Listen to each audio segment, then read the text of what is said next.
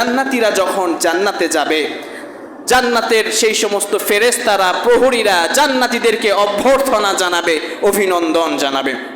যেমনটি আল্লাহ রাব্বুল আলামিন কোরআনে বলছেন, وَسِيقَ الَّذِينَ اتَّقَوْا رَبَّهُمْ إِلَى الْجَنَّةِ زُمَرًا জান্নাতীরা দলে দলে জান্নাতের দিকে ছুটে চলবে।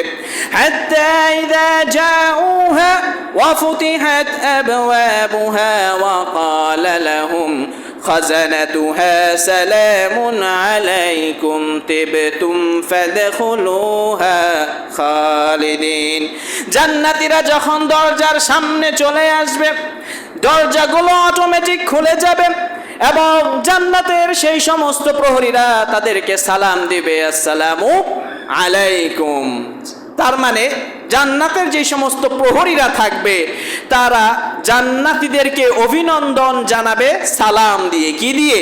সালাম দিয়ে অভিনন্দন জানাবে। তারপর তারা দোয়া করে দিবে, সালামুন আলাইকুম তিবতুম ফাদখুলুহা খালিদিন, তোমরা জান্নাতে ঢুকো চিরকালের জন্য, আরাম আয়েশ ভোগ করো, আর তোমাদের কোনো মৃত্যু নাই। জান্নাত হলো এমন জায়গা তোমাদের আর কোনো টেনশন নেই।